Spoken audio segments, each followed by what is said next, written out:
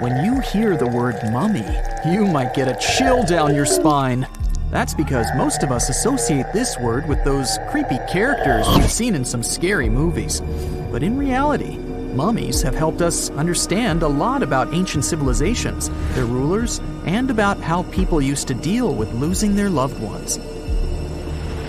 The people most famous worldwide for their mummies are the ancient Egyptians. They believed that some sort of existence after passing away was possible, if certain conditions were met. That's why they insisted on preserving the human body through the process of mummification and placing the mummy in a furnished tomb, kind of like giving it a fully functioning apartment of its own. Why did they believe in this? Well, because they were deeply connected to their natural environment for the most part. They saw the natural cycles around them, like how the sun rose every day, followed by the moon, or how new life was always sprouting from plants, even after they had wilted away. They also believed that the powerful spirit Osiris, who represented the cycle of passing away and resurrection, played a role in this process. To prepare for the afterlife, the ancient Egyptians followed certain rituals, like mummification, which involved using materials like honey, resins, and incense to preserve the body. There's no other mummy more popular than that of King Tut. He was a young pharaoh who ruled over 3,000 years ago in Egypt. The problem with discovering ancient royal tombs is that most of such burial sites were previously robbed. People knew ancient rulers had been left with many valuable belongings, so those locations became vulnerable to thieves. When King Tut's tomb was opened in 1922, people were excited because it had not been robbed, like many other previously discovered royal tombs. That's how well hidden it was. Inside, his mummy was encapsulated in a total of 3 coffins, including one made of gold. The objects found in his tomb showed us what ancient Egypt was like, and studying his mummy also helped us learn about the culture and practices popular at the time when he passed away. We also learned about his family by looking at his DNA. Scientists were able to discover that he had had a disease called malaria and a problem with his foot that might have made it hard for him to walk. Ramses II was another pharaoh in Egypt who ruled for 68 years, which was quite a lot back in the day. He was known for his expansion campaigns and building projects. Many objects from his time as a ruler still exist today, including a large statue of him. Ramses II was about 6 feet tall and lived to be about 90 years old. After looking at his mummy, scientists concluded that he may have had a medical condition that affected his spine. Now, remember those thieves I mentioned before? They are probably the reason why Ramses II ended up in a plain coffin in a secret collection of royal mummies at Deir al-Bahari, which was rediscovered in 1881. Thankfully, archaeologists were able to identify him because his journeys had been recorded on his wrappings. The process was really tedious too. In fact, in ancient Egypt, the mummification process could take a staggering 70 days to complete. A special person would say a very specific speech while delicately handling the body and drying it out using a type of salt called natron. They also used linen and resin to make the body look more lifelike and to wrap it in cloth. The tomb was equally as important for ancient Egyptians. The walls of King Tut's tomb, for example, were adorned with intricate artwork that depicted his journey to the afterlife, from his burial procession to his passage through the underworld. The ancient Egyptians believed that everyone made this journey after passing away, and they filled their tombs with items and paintings to help the person in their spiritual travels. Additionally, the walls of the tomb were decorated with spells from a special book, which contained a collection of poems that the Egyptians believed would help people reach the afterlife. And speaking of how important this journey was, people also placed food in these ancient tombs. In King Tut's tomb, archaeologists discovered 36 jars of vintage beverages and 8 baskets of fruit, which were believed to be left there to help him in his journey to the afterlife.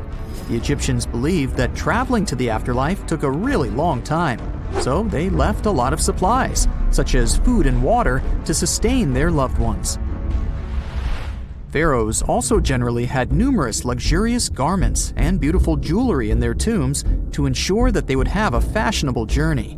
These items included various types of linen clothing, such as tunics, scarves, gloves, and headdresses, as well as a lot of gold jewelry with precious stones, like bracelets, buckles, pendants, necklaces, rings, and even precious depictions of insects for protection.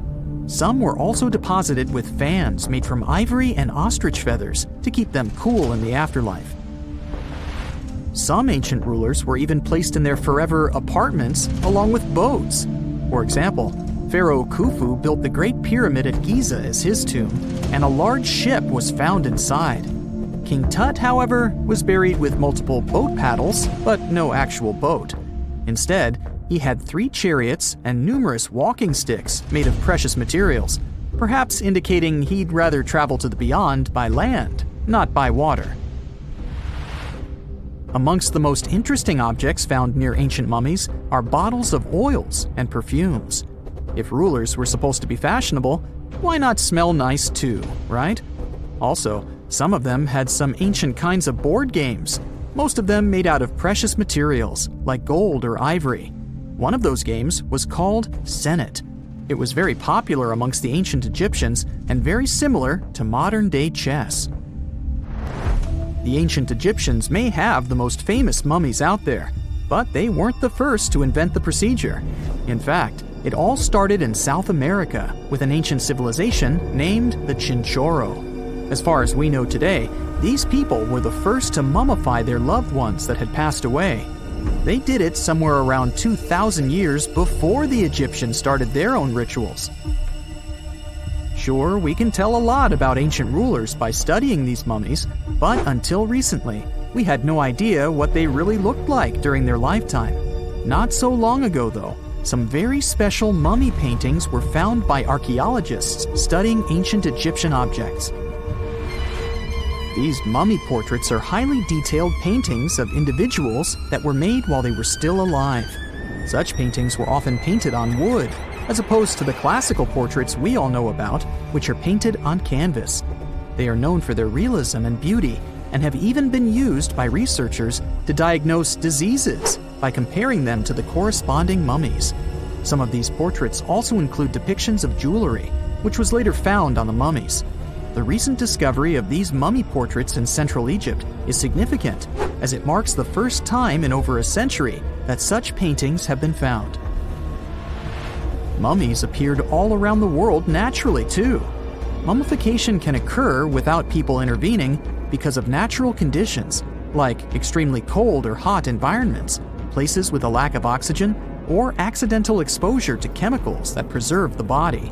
These conditions don't allow bacteria to grow, resulting in the body remaining more or less intact. Famous Otzi was one of these mummies. We know today he was a man who lived around 5,000 years ago in Europe. But upon his discovery in the Alps in 1991, Austrian authorities initially believed that he was a modern mountaineer because of how well preserved the body was. However, after the Iceman was removed from the glacier, it was determined that he was actually from the Copper Age. They found the tomb of a royal doctor who lived over 4,000 years ago, a man who held pharaohs' lives in his hands. This man knew secrets that only deities and kings were allowed to hear. And yet, when they opened his tomb in 2024, there was no body, just vivid paintings, untouched by time, and cryptic symbols carved into stone. Who was he, and why was he buried with spells linked to a scorpion deity? The tomb was buried deep beneath the sands of Saqqara. The doctor's name was Tete Nebefu. He lived around 4,100 years ago during one of Egypt's most mysterious turning points, right at the edge of glory and collapse. These were the final days of Egypt's Old Kingdom. The sun still glinted off freshly built pyramids, but the shadows were already creeping in. The pharaoh, Pepi II, had ruled longer than anyone before him, 90 years. But by the end of his reign, the country was cracking. The power was slipping, the regional leaders were rising, and the Nile floods grew unpredictable. In this shaky period, the mysterious doctor thrived. His tomb was discovered by a Swiss-French archaeological team in the shadows of old pyramids. The weirdest part was that when they uncovered his burial chamber, they found no body, no golden treasures either. Unfortunately, the tomb had been robbed long ago. But what remained was something even more fascinating: the words and images left on the walls. The paintings are still vibrant, bright colors that somehow survived all those years underground.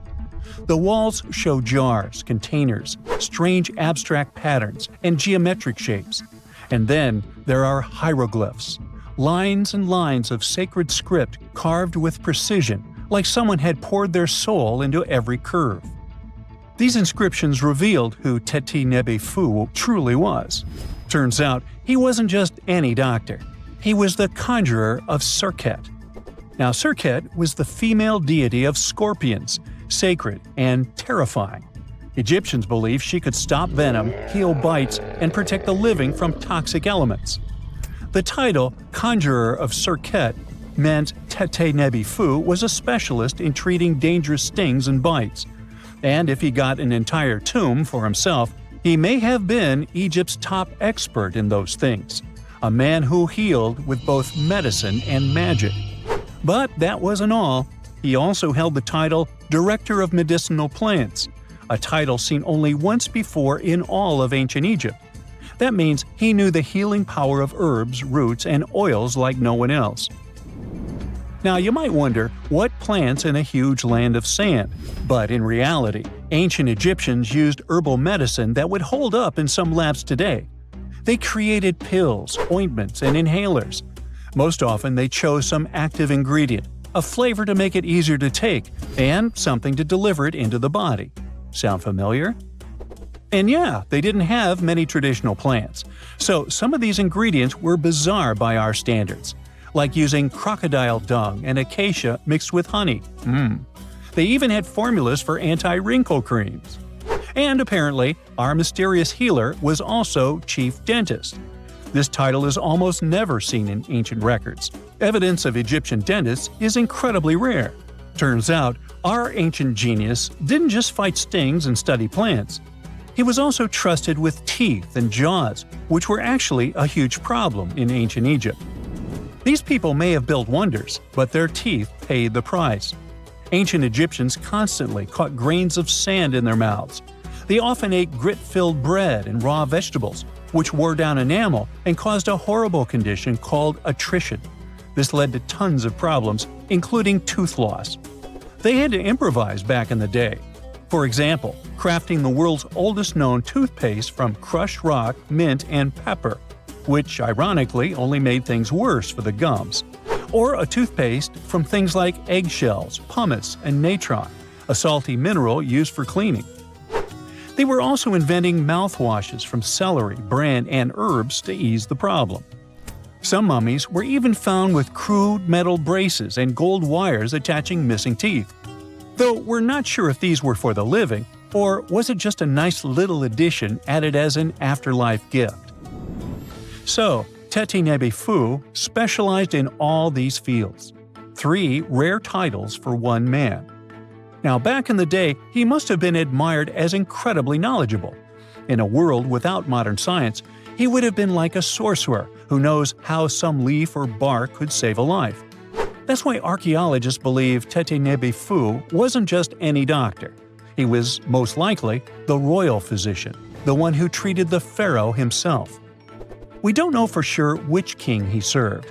Maybe it was Pepi II, and who knows, maybe that's why the guy lived so long. But if that was the case, Teti Nebi Fu may have lived through the final moments of the Old Kingdom, watching the Golden Age crumble from inside the palace walls. And then he was buried. The body was looted, or perhaps just lost to time.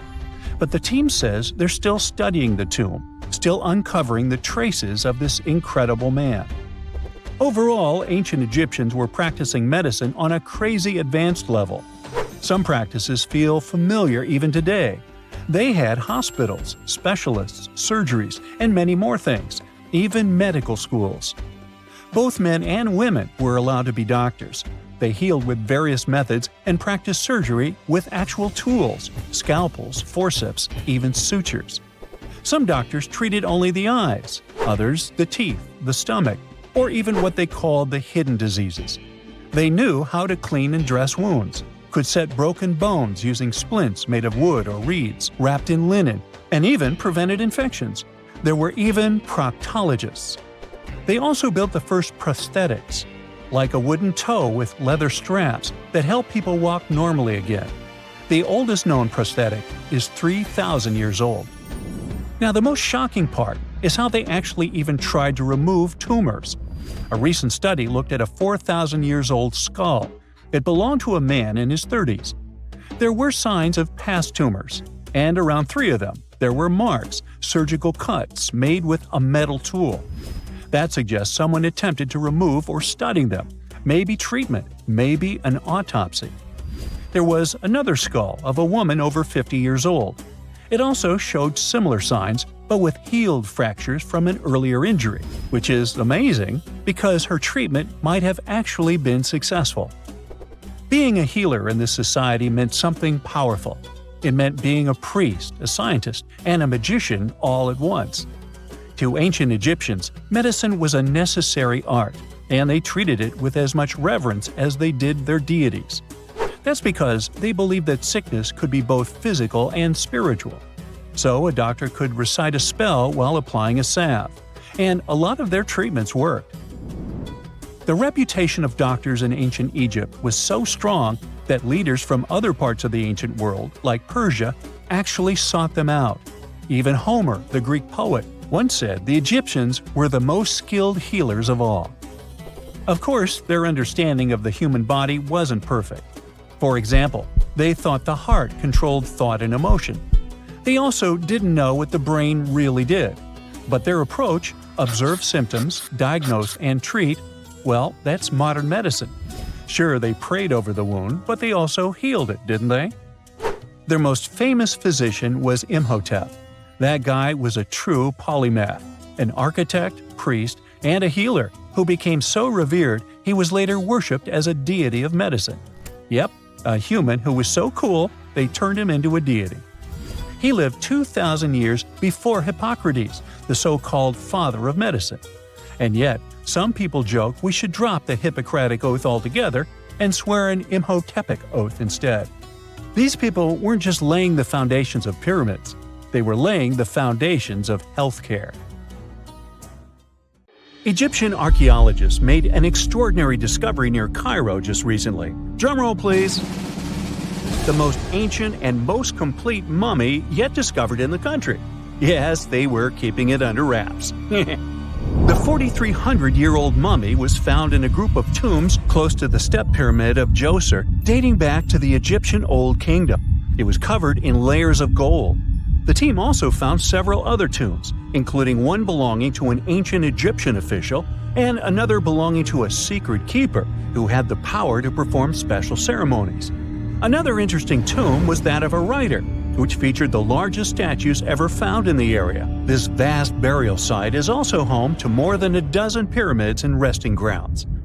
Probably one of the most famous mummies in the world is that of Hatshepsut. She ruled Egypt like a boss for around 20 years, building all sorts of impressive buildings and creating new trade routes. But when archaeologist Howard Carter found her tomb in the Valley of the Kings, her sarcophagus was empty.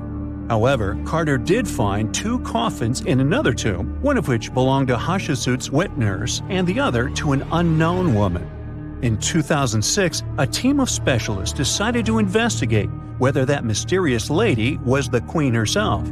They found a molar tooth in a wooden box with Hatshepsut's name on it, and when they compared it to a gap in the mummy's mouth, it was a perfect match.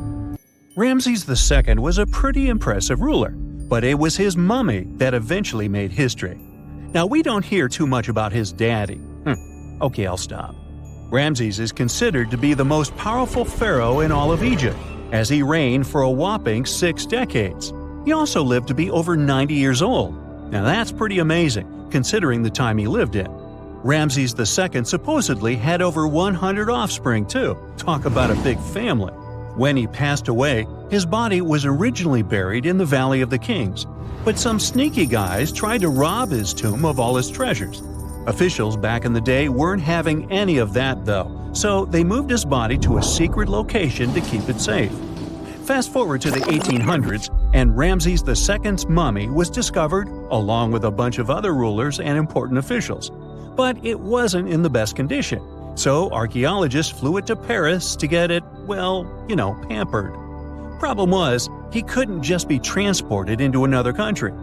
The only solution available was to give Ramses II his own passport. His occupation was listed as king, and the document even featured his photo. Most mummies aren't necessarily known for having the most hydrated skin. But that of an ancient woman, also known as Lady Di, proves otherwise. No, not that Lady Di. This wealthy lady from ancient times was discovered in an ornate tomb in 1971, and she looked fabulous, if we can say so about a mummy. Thanks to the special conditions in her tomb, like the moisture in the environment and the lack of oxygen, her body was almost perfectly preserved. Her skin was soft, her hair was on point, and she was still flexible. The museum that now proudly displays her mummy also shows a ton of fancy items that were buried with her, like dinnerware and musical instruments. Archaeologists investigated the mummy further and discovered that she passed away from a heart attack at around 50 years old. Even though it hasn't been around for over 2,000 years, Lady Di is still making history. The mummy of Otzi the Iceman was discovered in the Alps in 1991. Austrian authorities initially thought he was a modern mountaineer because he was so well preserved. Turns out, he was actually from the Copper Age. He was found in a mountain pass over 10,000 feet above sea level. Through studying his mummy, we've learned so much about life in Copper Age Europe. For example, we know that he was a native of Central Europe and enjoyed eating meat. He also suffered from arthritis, narrowing arteries, and intestinal problems. But he likely used acupuncture and medicinal herbs to treat these conditions. And apparently, he was pretty handy with tools. He sharpened them just days before his untimely demise. Who knows if he was expecting trouble or just getting ready for some routine work. Now, King Tut and his story is most likely the one that made all mummies famous. This pharaoh passed away at the young age of 19, more than 3,000 years ago. But his mummy is still one of the most well-known in the world. When his tomb was opened in 1922, people went wild because it was still intact, unlike many other royal tombs. It had some seriously blinged-out coffins, including one made of solid gold. Not only did Tut's tomb give us a glimpse into ancient Egyptian history, but his mummy also taught us a lot about the time he lived in. DNA analysis helped identify his parents and revealed that the pharaoh had a rare bone disorder that might have made walking a bit tough. Now, Ginger is most likely one of the coolest mummies you'll ever hear about. He's like a time traveler from 5,000 years ago who's still looking fly with his golden hair and perfectly preserved nails. Ginger was discovered in Egypt and is believed to be the earliest known mummified body. Before people even knew about mummification, they used to place bodies in shallow graves in the hot, dry sand. And since the sand absorbed all the water, bacteria couldn't reproduce and the body was preserved naturally. Now, scientists are not sure if Ginger's preservation was intentional or not, but since he was buried with some pottery vessels, it's likely that whoever buried him knew some serious preservation techniques. If you want to meet Ginger in person, he's currently chilling at the British Museum. One Dutch art collector bought a statue from Asia and ended up finding a weird discovery. The statue contained a mummy hidden inside. Unfortunately, the body was too fragile to move, so they had to leave it there. The coolest part is that this mummy is over 1,000 years old and was on display for 200 years before being encased in the statue. When scientists did a CT scan, they found out that the mummy was filled with paper scraps covered in writings. Experts think he might have done this thing called self-mummification, which is a pretty intense process involving a special diet and tea that makes your body less prone to bacteria. Only a few people could handle this ritual. and those who managed to do that were seriously respected. No other Egyptian queen has baffled scientists and historians like the stunning Nefertiti. Based on her statues, she was known for her slender neck, wide eyes, and high cheekbones. Her name translates to "the beautiful woman has come." Talk about living up to your name, huh? Even though she wasn't a pharaoh herself, Nefertiti still managed to leave a lasting impression. Written records suggest that, as a wife and queen, she held an incredibly influential role. Because of her power, she was indeed admired, but she also managed to make quite a lot of enemies throughout her life. She was also related to King Tut, but not biologically. Rather, she was his stepmother. So far, locals have yet to identify her mummy, but that may soon change. A local Egyptologist who has been busy excavating tombs in the Valley of the Kings has found two mummies that he believes could be Nefertiti and her daughter. According to specialists, we may soon finally get a definitive answer about the identity of these two mummies. And if one of them does turn out to be Nefertiti, we could be in for a real treat. DNA analysis and CT scans of the mummy could give us the most complete and accurate image of the queen that we've ever seen. It's crazy to think that we've only scratched the surface of what lies beneath modern-day Egypt. Nefertiti ruled during a time of great power and prosperity in Egypt, but unfortunately passed away in a period of social turmoil, leading to her gravesite being lost. Now, where's my mummy? Let's face it, most ancient tombs have been looted at least once. No matter how scary the rumors could have been, most mummies were open too. But one. This is the Bashiri mummy, and it puzzles everyone so much that nobody dares to see what's inside. Meet Howard, but you must know him already if you're into Egyptian history. He's primarily famous for discovering King Tut's tomb back in 1922. But few people know that before this revolutionary discovery, he had probably found another mummy. It happened in 1919, and it goes by several names, either the Bashiri mummy or the Mummy of Pacheri, or the Untouchable One. Some reports say that Howard stumbled upon the Bashiri mummy in Luxor's Valley of the Kings, just where he would later find Tut's tomb. Despite this find, not much is known about this particular mummy. The reason why it's still unharmed in any way is not because of some superstitions, but because nobody is sure that they can undo what they do if something goes wrong.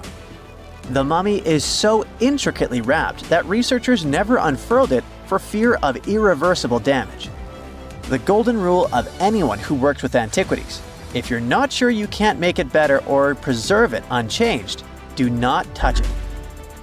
History knows many examples of ancient relics ruined beyond repair, say Ecce Homo, or smiling statue restoration. The delicate fabric that covers the mummy's face has this cool design that kind of looks like a pyramid. The researchers are not 100% sure, but this might be the only one of its kind with that embalming style. But without knowing the ancient technique, it's next to impossible not to ruin the mummy while unwrapping and wrapping it back. Back in the day, people, both experts and looters, would unwrap mummies for all sorts of reasons, mostly to study them. Luckily, these days, we have advanced tech that lets us check out what's inside a sarcophagus without having to unwrap anything. After taking a closer look at the Bashiri mummy, researchers figured out that it belonged to a man who was around 5.5 feet tall and lived during the Ptolemaic era, which makes this mummy roughly 2,300 years old. The Egypt Museum shared that the X-ray scan also uncovered an inscription of the guy's name, but it's a bit tricky to tell if it says Pacheri or Nenu, adding to the intrigue. The museum also pointed out that the fancy casing the mummy is in features all sorts of decorated scenes. You can see the mummy lying on a bed, flanked by deities Isis and Nephthys, along with the four sons of Horus. Plus, there are two images of the funerary god Anubis at the feet of the casing. By the way, Bashiri mummy is not the only one that has remained untouched. This is Issa Temkebde, and Gaston Maspero, a French archaeologist, made the decision to leave her mummy untouched, wanting to keep her resting peacefully since she was in such amazing shape. He did mention, though, that her tomb had been raided long ago. Thanks to some X-ray work, we learned more about the mummy. The scans revealed a few artifacts still wrapped up with the wife of a high priest, including amulets around her neck, right arm, and forehead. The X-rays also showed she had some dental issues and arthritis in her knees. While she passed away as an older woman, it's tough to pinpoint her exact age. However, various sources from her son's reign indicate that she was held in high regard in the kingdom. Isitemkebet served as the sister wife of Penejam II. You got me right, they were related by blood and were siblings, but back then it was pretty common to get married this way to preserve the purity of the bloodline. Say that to Habsburg, duh. Their chase for purity only led to inbreeding and the notorious Habsburg's jaw. Right, I guess we should not judge ancient Egyptian rules and morals, but what we can say for sure is that both Bashiri and Isitemkebet were incredibly lucky to stay untouched. The odds were not in King Tut's favor, though. The researchers' work hit him hard. The tomb itself was discovered in 1922, but it wasn't until 1925 that the nested coffins were opened during an excavation. The outer coffin, held together with silver pins, opened up to show another coffin shaped like a mummy, decorated with colorful glass and flower garlands. There were worries about the king's mummy because it had been exposed to moisture. The middle coffin was pretty heavy and didn't have any handles, so they had to be super careful taking it out. Inside the innermost coffin, which was solid gold and wrapped in a red cloth, they found the royal mummy, and this all went down on October 28, 1925. Tutankhamun's mummy, measuring about 6.07 feet, fit snugly into the innermost coffin, which was 6.17 feet long. You can already tell there was a problem, right? Imagine how hard it is to extract something as fragile as an ancient dried-up mummy, especially when there's not much room for maneuver. Plus, the mummy looked sus. It was pitch black. Howard Carter, the lead archaeologist of the expedition, estimated that around 2 buckets worth of oils had been poured over the mummy. But care had been taken to avoid the mask and feet. It was made to preserve him better. The body was positioned at a slight angle in the coffin, and there was a noticeable difference in the amount of dark oils on the right and left sides, indicating that the coffin might have tilted while being lowered into the sarcophagus. This oil created moisture inside the coffins, and over time, it reacted chemically, which Carter described as a sort of slow, spontaneous combustion, leading to the carbonization of the linen wrappings. Unfortunately, the combination of heat and moisture took a toll on the mummy's trappings as well. The crook and flail fell apart, the resin scarab cracked, and the threads holding the hands and mummy's bands started to decay, making everything quite fragile. Plus, the oils hardened over the years, effectively gluing the mummy and mask to the coffin's bottom. To try and separate the mummy from the inner and middle coffins, they were placed in the sun for several hours, reaching temperatures of 149 degrees Fahrenheit. Despite this effort, the mummy remained stuck, so the initial examination had to be done right where it was. The first part of Tutankhamun's mummy the researchers checked out was his lower legs and feet, meaning they started the examination from the bottom up. As they peeled back the bandages, they uncovered the first of many treasures wrapped up with the king. They took their time to carefully document and photograph everything they found. The inner layers of bandages were in pretty bad shape, mostly turning to dust, making it tough to figure out how everything was originally wrapped. Still, the overall methods matched what was seen in other nobles' mummies from that time. Lots of folded linen pads were used to shape the torso and thighs. The outer and inner bandages were made from fine linen, while the middle layers were coarser. They had some intricate bandaging around the shoulders and chest with a similar style around the groin. Each limb, along with fingers and toes, which were fitted with gold caps, was wrapped separately. Tutankhamun even wore gold foil sandals on his feet. They hoped to separate the mummy from the coffin by removing the outer bandages, but the resins had stuck the body to the coffin. So, the researchers ended up chiseling it out. To do this, they had to cut the torso in half at the hips and disarticulate the arms to continue unwrapping. Each part was treated with hot paraffin wax for stability. and later the hands and feet were reattached with resin. Finally, they used hot knives to detach the head from the mask.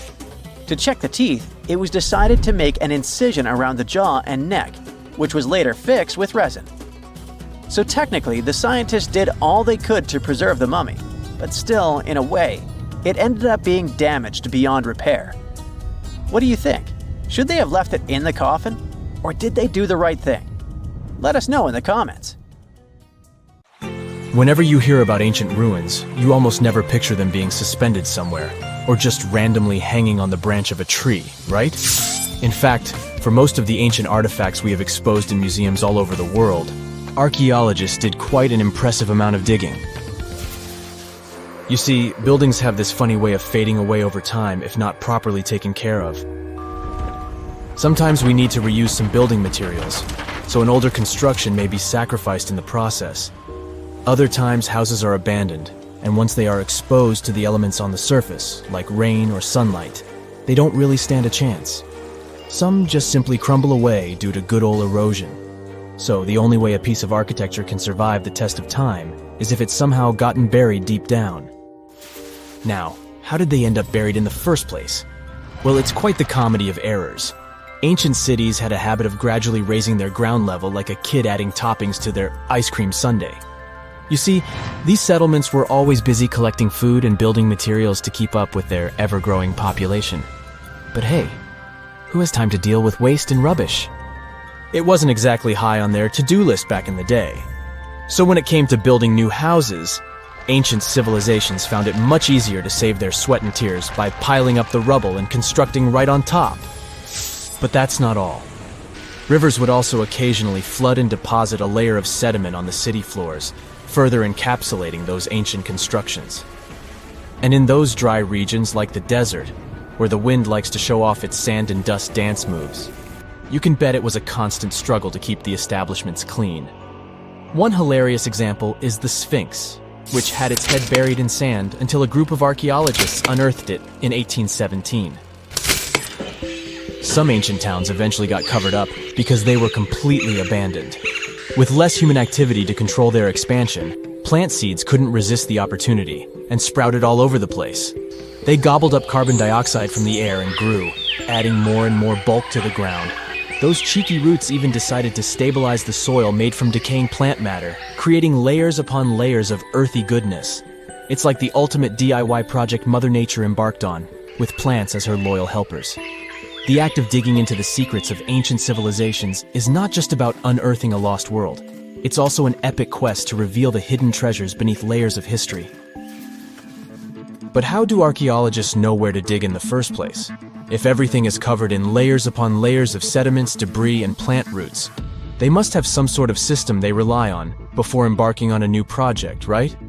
For starters, they're not always the ones suggesting an archaeological dig in a certain location.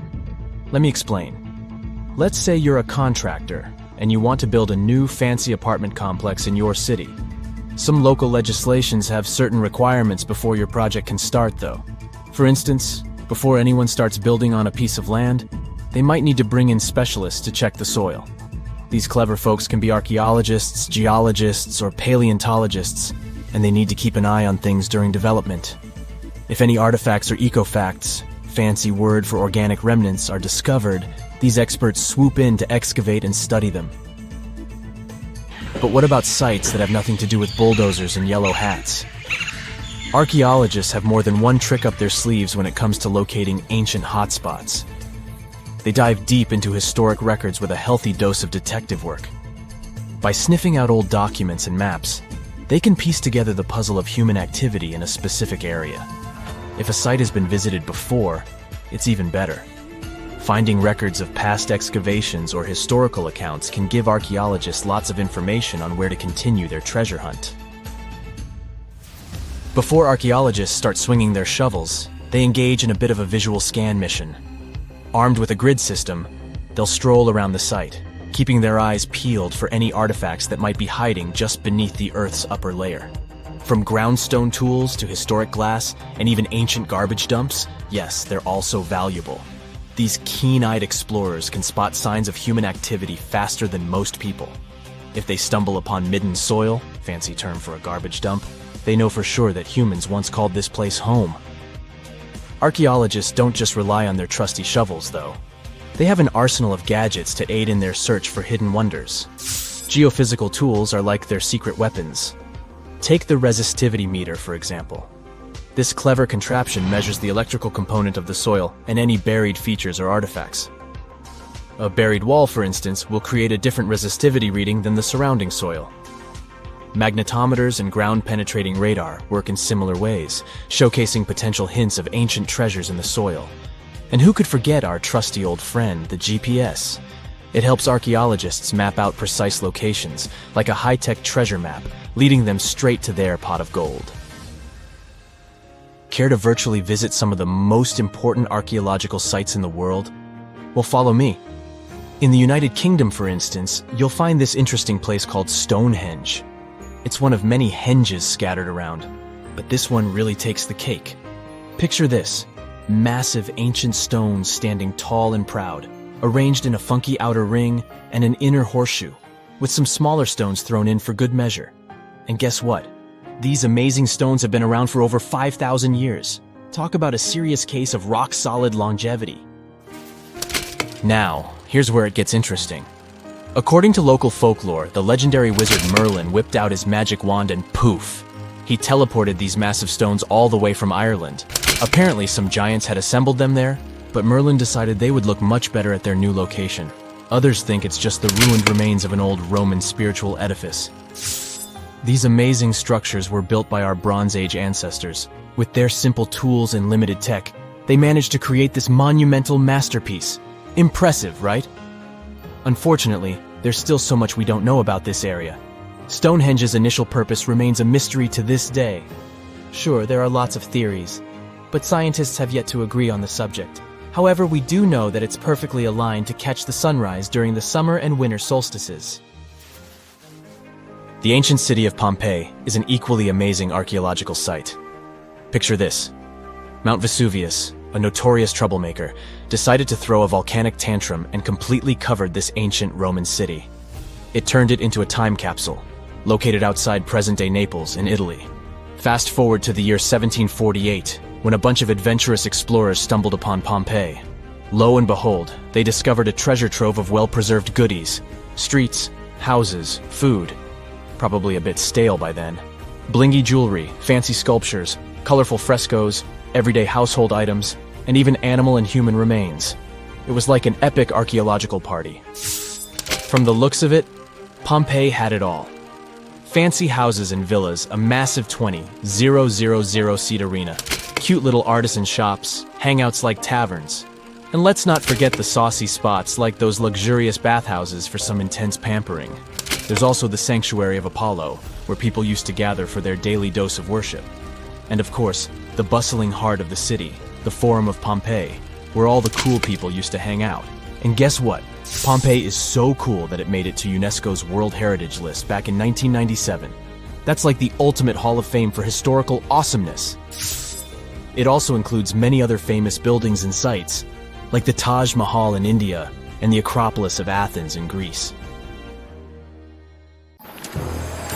The story goes that two Mayan twin boys loved to play ball.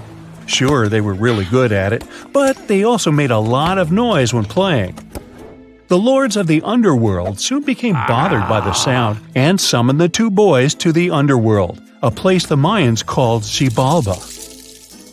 As soon as the boys reached their gloomy destination, the lords of the underworld began putting them through a series of tests. Soon enough, the inexperienced twin boys failed the tests and lost their lives. But this was not in vain. This sad event resulted in the appearance of a beautiful fruit tree.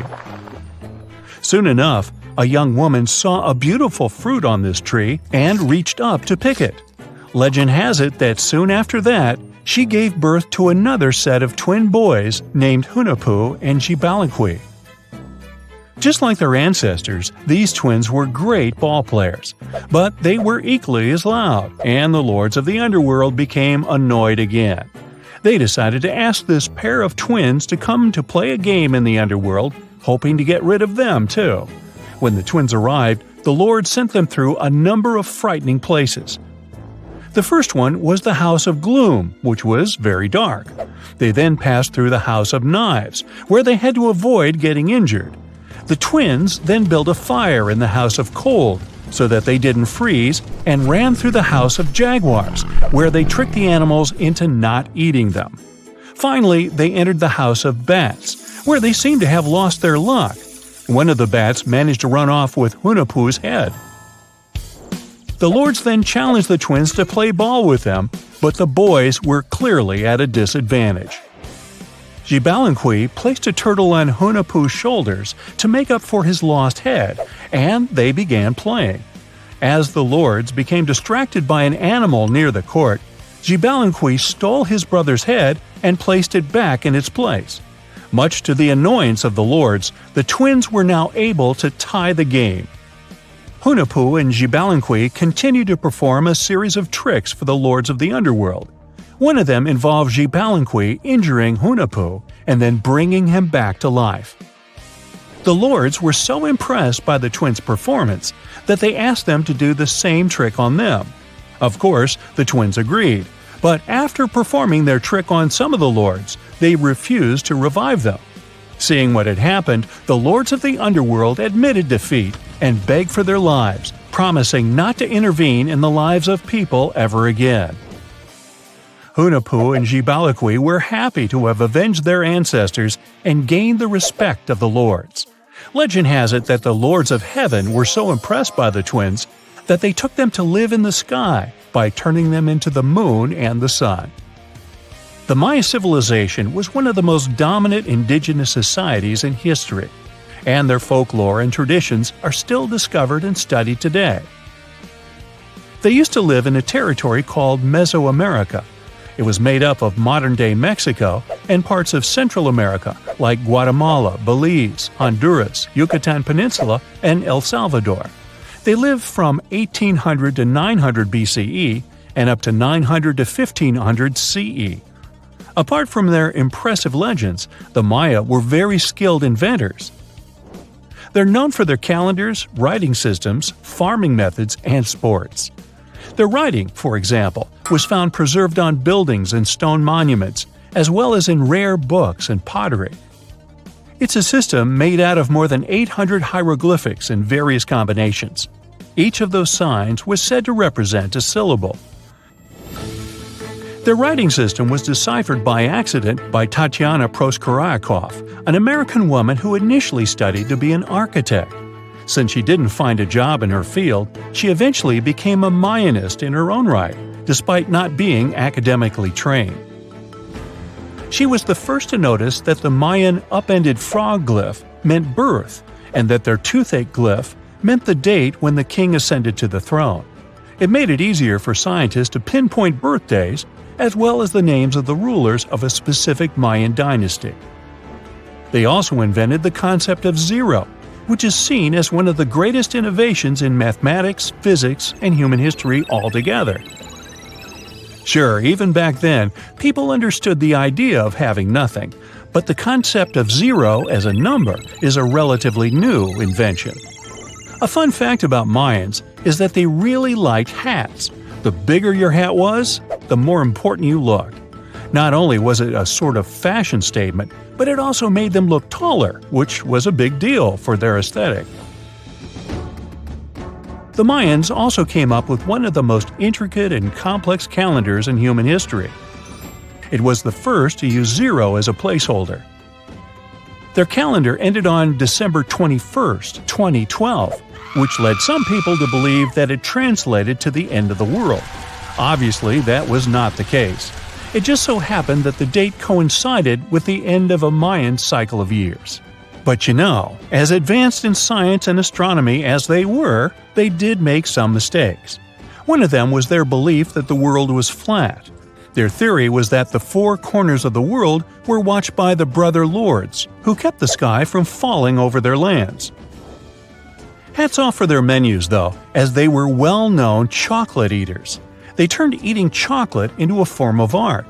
The drink they made wasn't really like the hot chocolate we enjoy today, though. The recipe included mixing cacao with water, honey, chili pepper, cornmeal, and other ingredients to make a foamy, spicy drink. The ritual of drinking cacao was a crucial part of their celebrations. We're not done discovering all the amazing parts of their architecture and civilization. It was only a few years ago that a Maya pyramid was found at Tonina, in the Mexican state of Chiapas. It was estimated to be more than 1,000 years old. The reason why it escaped archaeologists for so long was that it lay hidden under what was believed to be a natural hill. The ruins of 2 Mayan cities have been recently discovered in the Mexican state of Campeche. Why didn't we find them until now? Well, they were concealed by really thick vegetation, which made it difficult for archaeologists to reach them. The Mayans didn't just disappear. Their descendants are still around today, many of them choosing to live in their ancestral homelands. You can find them in Guatemala, for example, where the Maya people make up the majority of the population. Overall, the Maya ethnic group contains people that speak different Mayan languages, such as Yucatec, Quiche, Quechua, or Mopan. They had no idea what a spa day was, but the Mayans really enjoyed a nice sweat once in a while. Sweat lodges were discovered around ancient Mayan sites. They were built out of stone or adobe. These rooms were an essential part of their cleansing and healthcare rituals. One of the earliest sweat lodges was found in Quello in northern Belize and appeared to date back 3,000 years. One of the most important parts of the Mayan culture was a ball game which they named Pips. It had both political and spiritual significance. We can see ball courts at important parts of Mayan archaeological sites. The main goal of the game was to pass a rubber ball through a very high stone hoop without using your hands. Basically, it was a combination of soccer and basketball. However, it could have serious consequences. The loser could, at times, even lose his own life. Ooh, high stakes indeed. Because of this game and the need for bouncy balls, the Mayan people were some of the first cultures to use rubber. They made it using natural latex. There were different kinds of rubber depending on what natural substances the latex was mixed with. And that, my friend, is the way the ball bounces. Sorry, but you know me, I just couldn't resist. You have heard about Nikola Tesla. You have definitely heard about the Great Pyramids in Egypt. But what if I told you that Tesla may have probably uncovered the ancient mystery surrounding the pyramids? Wait, what? Is this a crossover episode? Nope. It's highly probable that the secrets of the pyramids are hidden in plain sight. But first, let's recap what we know about the pyramids. What's so mysterious about them? I mean, they are just old quirky buildings, aren't they? One of the biggest questions is how they were built. Some people think that the pyramids were created by people using only their hands and muscles. But others think that there might have been some kind of crazy energy source that we don't know about yet. Like, what if aliens helped out or something? Just kidding. But this idea of some unknown energy source being used to build the pyramids has been around for ages. Even in old texts, like the pyramid texts, it talks about how the gods gave us something to build a great power. So maybe there was something really powerful and mysterious going on back then? Who knows? Back in the early 1900s, he got obsessed with the Great Pyramids of Egypt. He read numerous books about these ancient structures and was blown away by how much energy they seemed to have. At that time, not many people knew much about electricity, and Tesla started to wonder if there was some kind of advanced tech hidden in the pyramids. He had an idea that the power of the pyramids had to do with electromagnetism, and he put a lot of time and effort into trying to figure out the mystery. Tesla had some pretty unusual theories about the Great Pyramids. He thought that they could actually store and move electricity, which could then be used to power up the areas around them. He also had this theory that the pyramids were built using some kind of crystal energy. He believed that the chambers inside the pyramids could have these super powerful crystals that could control the electromagnetic fields. But that's not all. Tesla also had this idea that the materials used to make the pyramids had properties that allowed them to trap energy from the sun and the moon. And not just a little bit of energy. He thought that the pyramid could actually create this massive energy field that could light up whole cities or even brighten up dark places. He thought that the pyramids could be used as giant power plants to generate electricity and run machines. Tesla even believed that the pyramids were somehow linked to cosmic energy, which could be used for spiritual enlightenment and healing. How very new age of him. Anyway, Tesla wasn't just pulling these ideas out of thin air. He was seriously into studying everything he could about the pyramids, from ancient artifacts and texts to hieroglyphs and drawings. And he came up with this idea that the pyramids were designed to be energy amplifiers, and some kind of unknown energy source was used during their construction. Some people thought Tesla was eccentric for coming up with these theories, but his ideas have actually had a huge impact on the way we think about the pyramids today. Researchers and scholars have been digging into his theories for years and using them to uncover some of the biggest mysteries surrounding these ancient structures. For example, recently scientists have used theoretical physics to investigate how the Great Pyramid of Egypt would react to certain radio waves. They found out that if the radio waves were a certain length, the pyramid could concentrate the energy inside its rooms and focus it under its base. The scientists did lots of calculations to figure this out. They first thought about what radio wavelengths would work best. Then they made a model of how the pyramid would react to the waves. They figured out how much of the energy from the waves would get absorbed or spread out. Lastly, they checked how the energy would move around inside the pyramid when the waves hit it. To help explain all of this, the scientists used something called multipole analysis. This is when you take a complicated object and break it down into simpler parts. Then you can see how each part interacts with the energy that's coming in. It's like taking apart a puzzle to see how each piece fits together. The researchers are interested in how all of this can be used in the future. They want to make really tiny particles that can do the same thing as the pyramid, but with light. By changing the size, shape, and the material of these particles, they can control how the light moves around them. This can be really useful for things like making tiny sensors or super efficient solar cells. The scientists had to make some guesses when they were doing their research. They assumed that there weren't any hidden spaces inside the pyramid, and that the material used to build it was all the same. But even with these guesses, they still made some pretty impressive discoveries. But the pyramid study is not the only proof that Tesla was ahead of his time. There are more Tesla's projects that seemed unrealistic at the time, but that scientists and enthusiasts reevaluate and try to implement today. Let's talk about Tesla's most ambitious project, the Wardenclyffe Transmission Tower. Back in 1900, Tesla was already a big shot when it came to electrical engineering in America. People were blown away by his amazing inventions and the fact that he managed to outdo Thomas Edison in the battle of currents. However, Tesla wasn't content to rest on his laurels. He decided to embark on his most ambitious project yet, the transmission tower at Wardenclyffe. It was built between 1901 and 1905, and it was based on one of Tesla's breakthrough ideas. He had a vision to make the impossible possible by creating a global wireless communication system.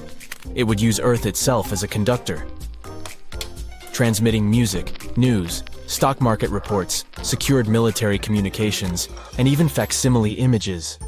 Does it sound familiar? Right, it sounds just like the internet that we use today, only without the use of any wires. But Tesla had a much bigger dream in mind, to transmit power wirelessly. He already proved that high-frequency signals could be sent without any wires using his Tesla coil transformers, and this sparked his obsession with wireless energy transmission. His vision was to not only transform the way we communicate, but also to find a way to transfer power currents globally by tapping into the Earth's natural energy. Tesla believed that there was an abundance of free energy all around us that could be used for humanity's benefit.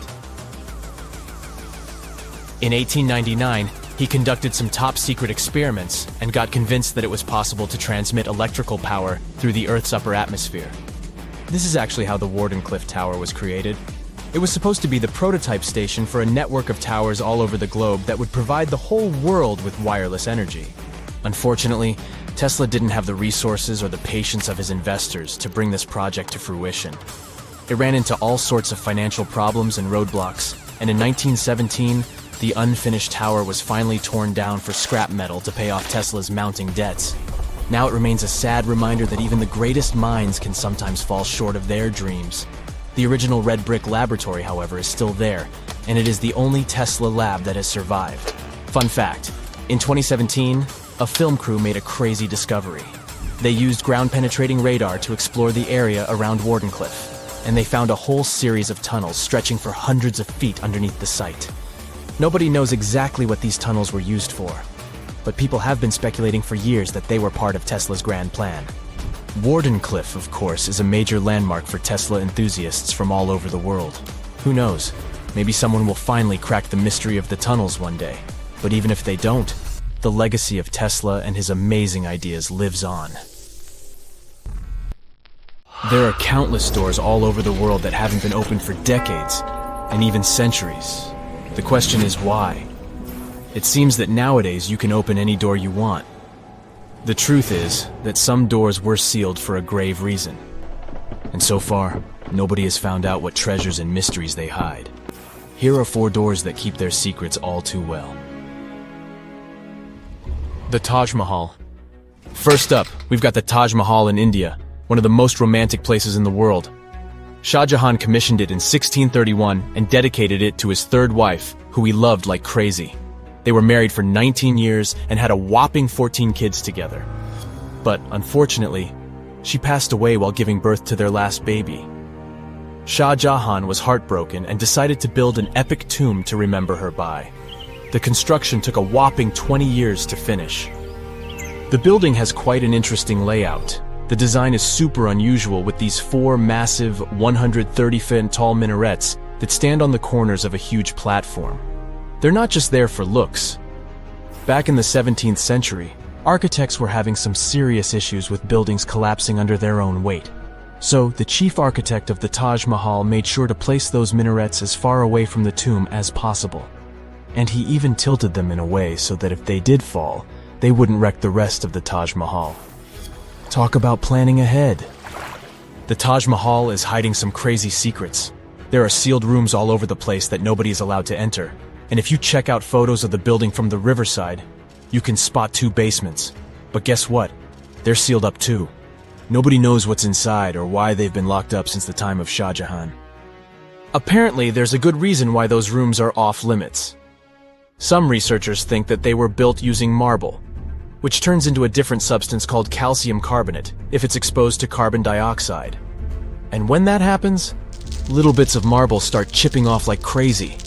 To make matters worse, there's no air flowing into these rooms. That means that if too much CO2 builds up in the basement, the 4 minarets could collapse. But wait, there's more. Some people think that the body of Shah Jahan's wife can be found in one of these sealed-up rooms in pristine condition. Why not? Who knows what the mysterious rooms might keep? The Great Sphinx of Giza. The Great Sphinx of Giza is shrouded in mystery. It's not just the largest monolith statue in the world, but it's also a hybrid creature with a woman's head and a lion's body that originates from Egyptian and Greek mythology. It's also very ancient. It's estimated to be around 4,500 years old. The construction of this marvel took about 3 years and required 100 workers who were not slaves and were treated with delicacies like sheep and goat meat. It is also thought that it used to be much more massive than it is now. Archaeologists found huge stone blocks and abandoned toolkits near the site. However, the real secrets of the Sphinx lie underground, near its paws. A group of scientists used a seismograph to detect 2 hidden chambers beneath the Sphinx's paws. Some people think that these rooms might be the legendary Hall of Records, which holds ancient scrolls revealing the secrets of the universe. I mean, that's way cooler than any library I've ever been to.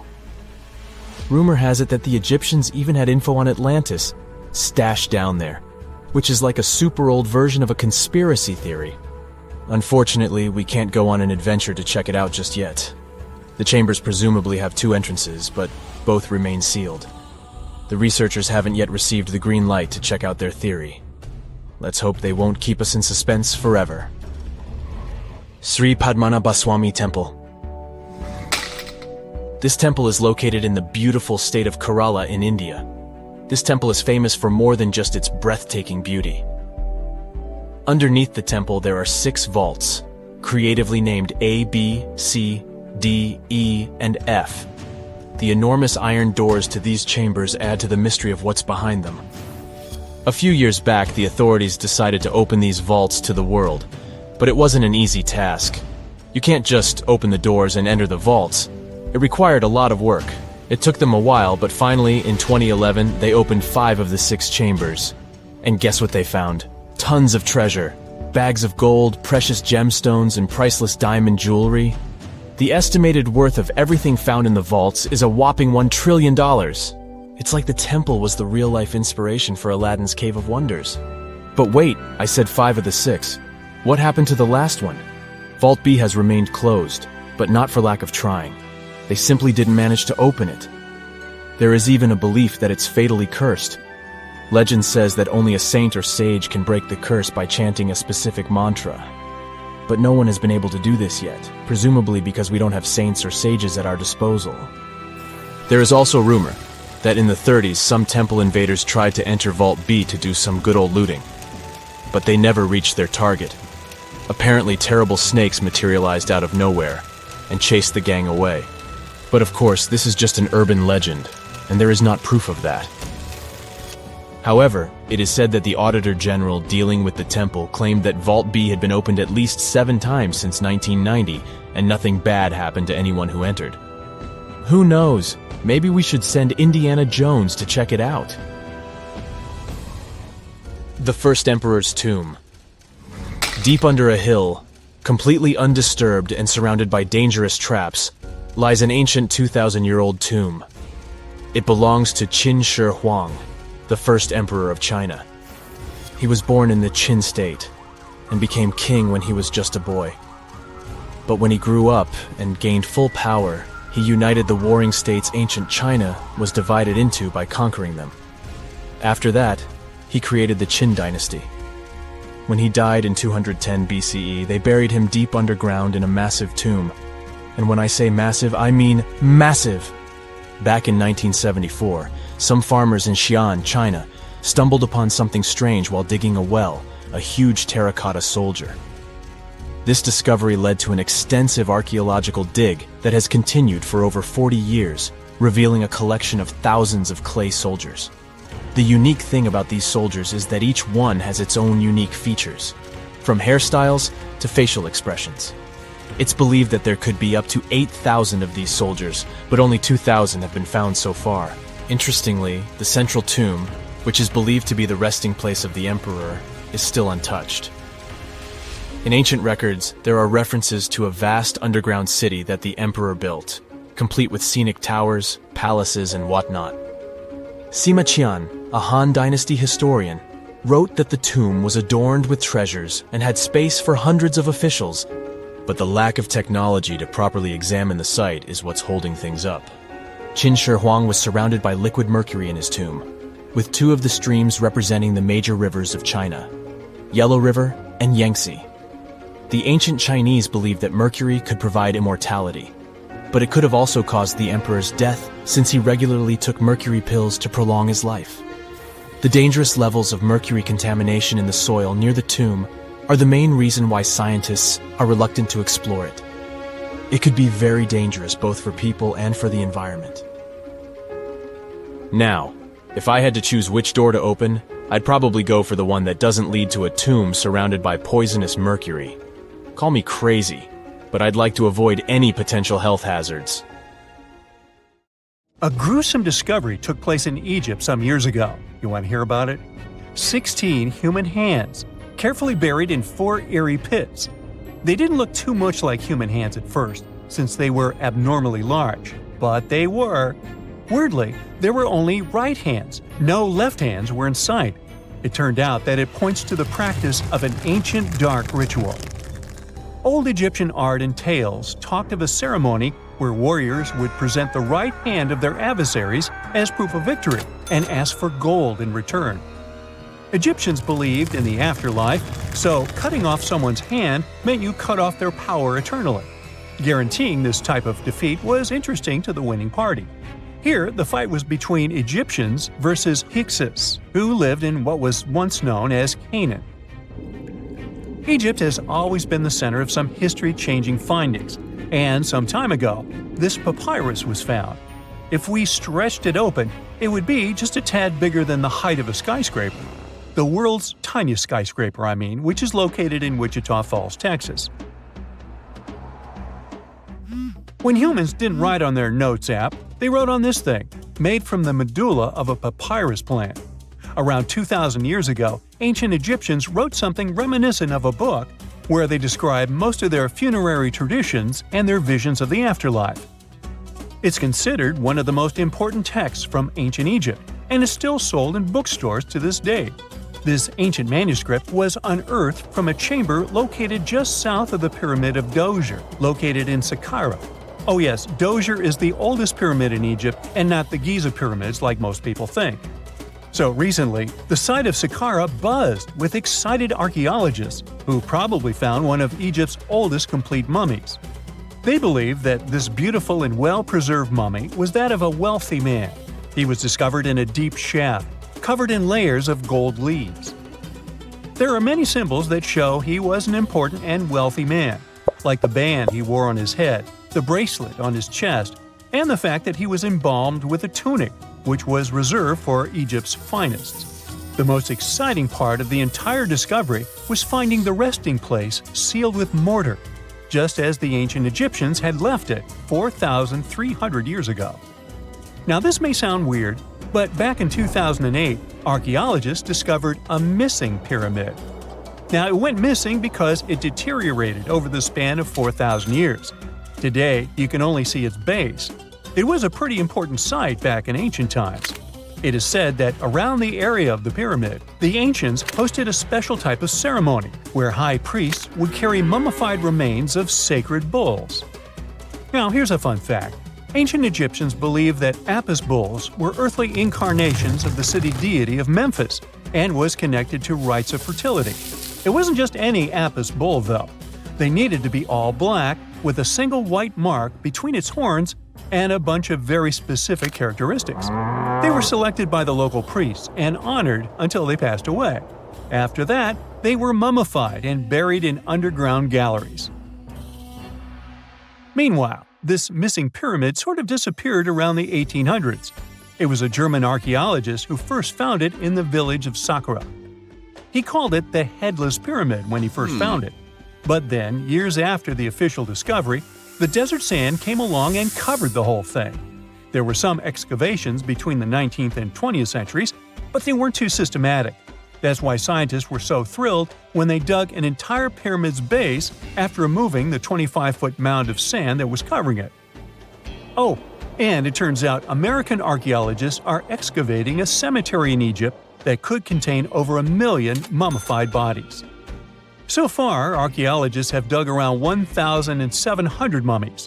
One of the main differences from other classic Egyptian mummies is that these people weren't kings and pharaohs. They were commoners that most likely lived about 1,500 years ago, when Egypt was controlled by the Roman and Byzantine empires. The name of the cemetery is cool though, the Way of the Water Buffalo, just in case you want to check it out on your next trip. Other than bulls and buffaloes, ancient Egyptians also liked baboons. Are you seeing a pattern here? In the beginning of the 20th century, archaeologists discovered a site filled with mummified baboons in a place called, guess what? The Valley of Monkeys. An animal wouldn't have been mummified if it wasn't considered important. Certain animals were more important than others, since they were linked to specific deities. Jackals were connected to Anubis, the ancient god of the afterlife, and cats were likened to the female deity Bastet. Baboons were a pretty big deal, since they were believed to be connected to Thoth, the deity of wisdom and advisor to Ra, one of Egypt's supreme deities. The archaeologists who studied these animals weren't too happy. They think these baboons were kept inside and were deprived of sunlight for most of their lives. They had extreme vitamin D deficiencies and they were poorly fed. Maybe Thoth got angry with these baboon keepers. Just a guess. Since there's never a boring day for archaeologists in Egypt, they also found human mummies with golden tongues. Since Egyptians were all about the afterlife, they believed that golden tongues might help a person speak once they pass to the other side. I mean, it's a long shot, but hey, why not? Some of these mummies were placed in wooden coffins with goods, such as necklaces, pottery, golden artifacts in the shape of lotus flowers and scarab beetles, and iPhones. Just kidding. A new temple was also unearthed recently in Egypt. Scientists believe it was dedicated to honor Zeus Cassios. That deity would be a cross between Zeus, the almighty Greek deity of the sky, and Mount Cassios. While digging around the Sinai Peninsula in Egypt, archaeologists spotted 2 pink granite columns poking out of the ground, and bingo. They believe these columns represented the temple's front gate and collapsed during an earthquake many years ago. And speaking of deities, there weren't only super serious deities. Recently, scientists unearthed a golden ring in a city south of Cairo. No, Frodo, it's not magical. It was a normal gold ring, but it had the depiction of the deity of fun, officially named Bes. This deity is often described in sacred texts as a happy, chubby dwarf. Today, many tattoos we get are sorta deprived of any sense and are made of aesthetic purposes only. In ancient Egypt, though, women would get tattoos as a token of protection for childbirth. That's what scientists think, at least. Around the Nile region, scientists found some mummies that had well-preserved tattoos, which is a rarity since the skin deteriorates so easily. 2 of these women tattooed their lower backs, and the drawings were simple. They were mostly pictures, including that same chubby dwarf we just talked about, Bes. He also had a side hustle as the protector of women during childbirth. Now, would you believe me if I told you ancient Egyptians invented robots? No? Well, that's because that's not entirely true. Sure, they were astronomers, mathematicians, and engineers, and somehow they also squeezed an eccentric invention into that package. An automated deity some scientists called Hathor. This wooden statue had been in the Metropolitan Museum of Art for years before someone noticed its secret. With the help of an X-ray machine, specialists discovered a mechanical operating system inside it. The pulley-like axis goes from the statue's shoulder to her left leg. When the system rotates, the statue raises and lowers her hand. Hey, pick me! Pick me! I got my hand up. We all grew up believing that Stonehenge is the world's most ancient observatory, but now it has some serious competition for the title. Nabta Playa was built more than 2,000 miles away in southern Egypt and thousands of years before Stonehenge and even the pyramids of Giza. In 1973, a Bedouin guide stumbled upon a strange group of huge stone formations while crossing the Sahara Desert. He led American archaeologist Fred Wendorf to the site, located about 60 miles from the Nile. Wendorf's friend and colleague claims the team found the stones while stopping for a bathroom break in the desert. Either way, what they found changed history. At first, Wendorf thought the stone structures were just natural formations. But then it hit him. This area was once a lake, meaning no natural rocks should even be there. He kept coming back to the site for decades, and by the early 1990s, his team finally uncovered a circle of stones that seemed to line up with the stars in a way no one could explain. After 7 long years of trying to crack the mystery of the site, Wendorf reached out to an expert in archaeoastronomy. They study how ancient people used the stars. One evening, while the expert sat in the cool desert sand staring at the stones, he realized that they formed a pattern radiating outward from a massive burial mound. One by one, as they dug into the sediment, the buried megaliths started lining up like spokes on a wheel. The team had already used radiocarbon dating to test samples from fire hearths and tamarisk wood roofing found inside the stone circle. Nabta Playa had dozens of standing stones, all a few feet tall. Some of them lined up exactly with the sunrise on special days, and others matched up with bright stars in the sky. Inside the big circle, there were 6 special stones that may have been used for rituals or marking important times of the year. Around them, 29 standing stones might have worked like a simple calendar to help people know when it was time for something important, like the summer solstice, the longest day of the year. When the sun rose in just the right spot, it was a sign that the rainy season was coming.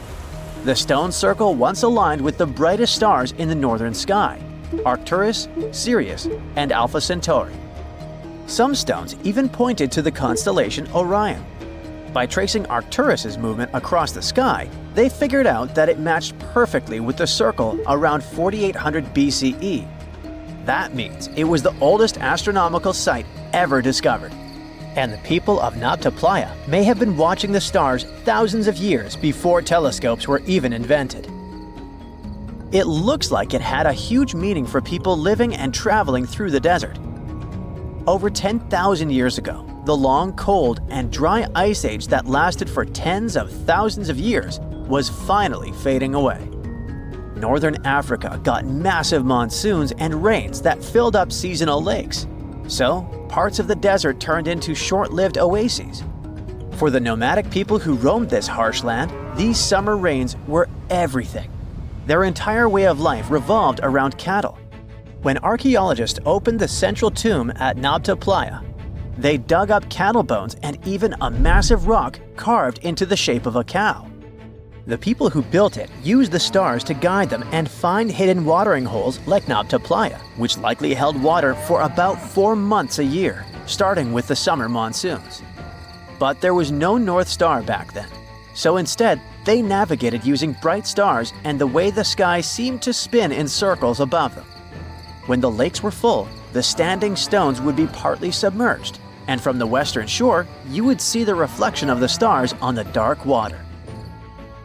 Nabta Playa is way less famous than Stonehenge, perhaps because its stones were buried and the famous site in England was open to visitors for thousands of years.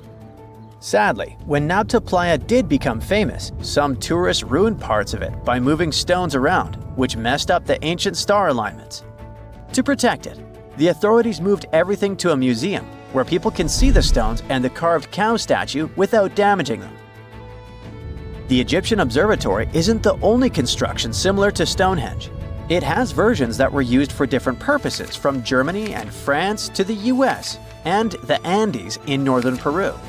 This last one is actually one of the oldest big structures ever built in this region. The circular plaza is made of 2 giant stone walls arranged in a ring. It was likely used for ceremonies and gatherings. Scientists have carbon dated it to be about 4,750 years old, which means it was built before the Great Pyramids of Egypt and Stonehenge. The plaza had 2 entrances and a special layer of clay, soil, gravel, and charcoal underneath. It was carefully planned and built. Archaeologists also found ceramic pieces, quartz crystals, and gemstones at the site, so it was definitely a special place. People visited it for centuries, but at some point it was sealed off, probably because of changing beliefs and traditions. The most recent discovery was the remains of a large timber circle roughly the same age and with parallels to Stonehenge, all the way up in Denmark.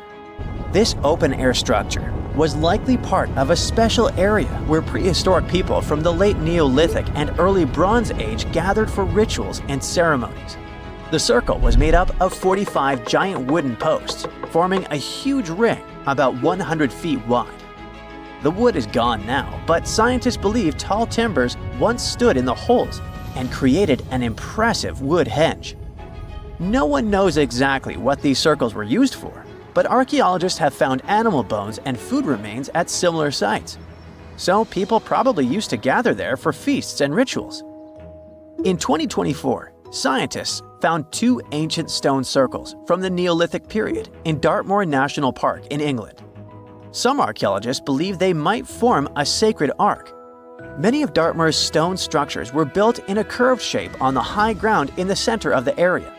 A long time ago, Dartmoor was covered in forests, so people may have used the high ground as important markers. One of the newly found circles fits inside this ark, but the other one is outside of it, to the north. This could have been an entrance point into the ark.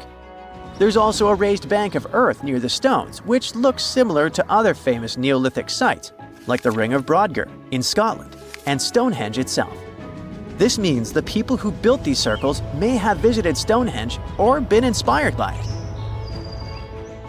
Archaeologists in Oman found ancient stone monuments called tralith. which got the nickname Arabian Stonehenge. They were finished about 2,000 years ago, but no one knows for sure who built them or why. Scientists also found stone hand axes that are incredibly old, between 300,000 and 1.3 million years old, from the time when the first humans left Africa. At another site in central Oman, archaeologists discovered a Neolithic tomb from around 5,000 to 4,600 BCE. There are two chambers with the bones of dozens of people inside beneath a giant megalithic structure. Nearby, they also discovered rock carvings that were made by people who lived in the area. And then there is another Stonehenge look-alike, this time in Saudi Arabia, that was used as an apartment complex thousands of years ago. Archaeologists discovered a total of 345 stone circles by looking at aerial photos of a lava field. Each circle is between 13 to 26 feet and has at least one large standing stone in the middle. These structures still have remains of stone walls and doorways. Stone circles like Stonehenge are often linked to ceremonies and rituals, but scientists say that many early houses were actually built in round shapes, and rectangular homes only became common much later in history. Most people know that pyramids were built as grand tombs for the pharaohs, designed to ensure they had a smooth journey to the afterlife. The Great Pyramid of Giza, for instance, was constructed for the pharaoh Khufu. But what most people don't know is that this whole pyramid building trend started right here with the step pyramid of Djoser about 4,700 years ago. This massive structure was built for Pharaoh Djoser, a ruler from Egypt's 3rd dynasty. It rises 7 layers high above the ground and stands about 200 feet tall. We think of it today as a phenomenal architectural project, but for ancient Egyptians, the step pyramid of Djoser turned out to be more like a massive experiment, a trial run, if you will, to perfect their building skills before they moved on to even more ambitious pyramids. Reaching new heights is super exciting, but the real mystery is what is going on below the ground. In this pyramid's underground labyrinth, there is a network of tunnels stretching about 3.5 miles long, and some researchers believe these tunnels might have been part of a sophisticated water system that could completely change what we think about pyramid construction. Let's talk about this massive complex located in Saqqara. Surrounding the pyramid, there's what's known as a dry moat, a continuous trench that is up to 164 feet wide and almost 2 miles long. It forms a sort of rectangular shape around the pyramid. This trench has an average depth of about 65 feet. Now, if you were to add up all the earth and rock they dug out to create this moat, it would be about 10 times the volume of the step pyramid itself. For the longest time, people just assumed this trench was nothing more than a huge quarry, a place where they dug up stone and clay to build the step pyramid. Makes sense, right? But when you take a closer look, it doesn't add up. The trench is too narrow and deep to be practical for mining, and its layout doesn't match anything we know about ancient Egyptian quarrying methods. Plus, some sections of the trench are actually covered with a rocky ceiling, which would have made it nearly impossible to use as a quarry. Another theory suggests that the dry moat had some kind of spiritual significance.